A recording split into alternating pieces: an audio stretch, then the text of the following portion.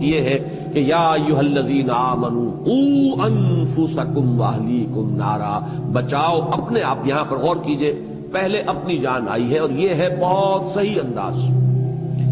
قرآن مجید میں اس حقیقت کو چاہے بہت سے لوگوں کو پسند نہ آتی ہو، اس لیے کہ یہ بات بظاہر جو ہے آدمی سوچتا ہے کہ کیا یہ بھی ممکن ہے کہ انسان بھاگے گا اپنے باپ سے، اپنی ماں سے؟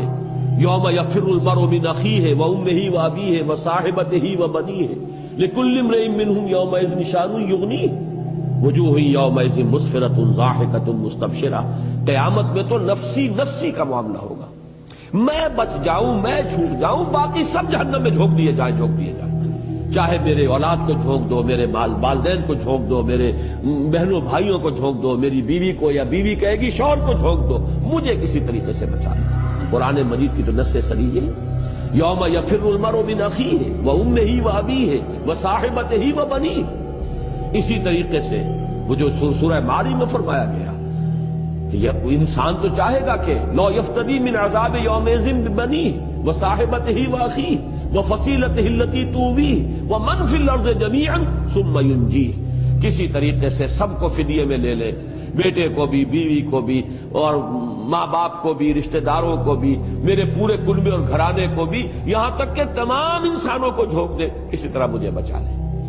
یہ نفسی نفسی جو حشر میں ہونی ہے، یہاں بھی آپ کے سامنے رہنی چاہیے کہ آپ سب سے پہلے اللہ کے ہاں جواب دیں اپنی ذات کے لیے۔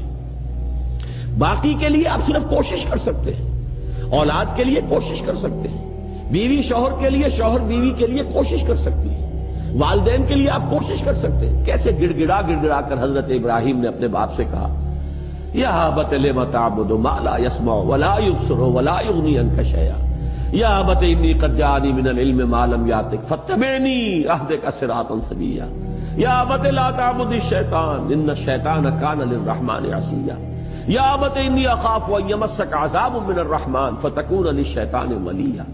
کیسی عاجزی کے ساتھ، کس طریقے سے ادب کو ملحوظ رکھتے ہوئے، کیسے گڑ گڑا لیکن نہیں ماننے لائق شخص۔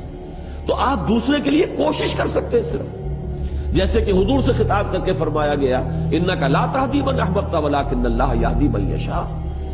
آپ کو اختیار نہیں ہے کہ جس کو چاہے ہدایت دے دے، یہ تو اللہ کے اختیار میں ہے، جس کو چاہے گا ہدایت دے گا۔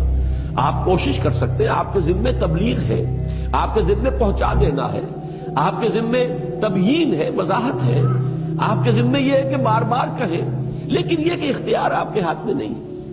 تو یہ بات جان لیجئے، اصل اختیار ہے اپنا۔ علیکم انفسکم لا یضرکم من ضل اذا اہتدیتم۔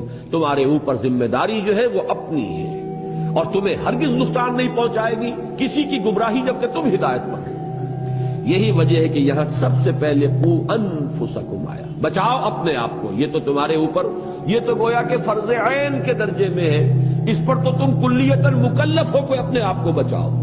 اپنا تو تمہیں اختیار حاصل ہے، البتہ اس کے بعد جو حیثیت اللہ نے تمہیں دی ہے، تمہیں کنبے کے سربراہ کی حیثیت سے ہو، تو اہلیکم، اب ان کو بچانے کی کوشش تمہارے ذمے سب سے پہلے۔ اسی کی ہمیں شرح ملتی ہے حدیث میں، حضور صلی اللہ علیہ وسلم خطبہ دیتے تھے، تقویٰ کی تلقین فرماتے تھے، تو پہلے اپنے آپ کو مخاطب کرتے تھے۔ اوصیکم ونفسی بتقوی اللہ، میں تمہیں بھی وصیت کر رہا ہوں اور اپنے نفس کو بھی کہ اللہ کا تقوی اختیار کریں۔ پھر جب آپ دعوت اور تبلیغ کے اندر بھی ترتیب بھی آپ کو معلوم ہے، پہلے اپنے گھر والوں سے بات شروع کی ہے، پھر اپنے رشتہ داروں کو انذر عشیرتک الاقربین، پھر اپنی قوم، اور اس میں خاص طور پر وہ خطبہ ذہن میں رکھیے کہ اپنے گھرانے کی، اپنے قریب کی، اپنی جو عزیز خواتین تھی انہیں جمع کر کے، اور آپ فرما رہے ہیں کہ یا فاطمہ بنت محمد انقذی نفسک من النار فانی لا املک لک من اللہ شیئا یا صفیۃ عمۃ رسول اللہ انقذی نفسک من النار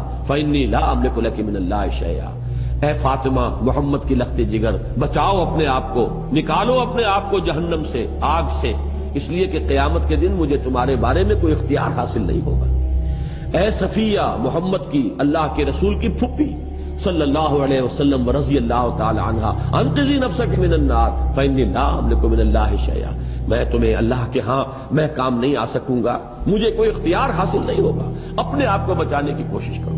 یہ ترغیب، یہ تلقین تو تو سربراہ خاندان کے اعتبار سے یہ ہر مسلمان مرد کی ذمہ داری ہے کہ اپنے اہل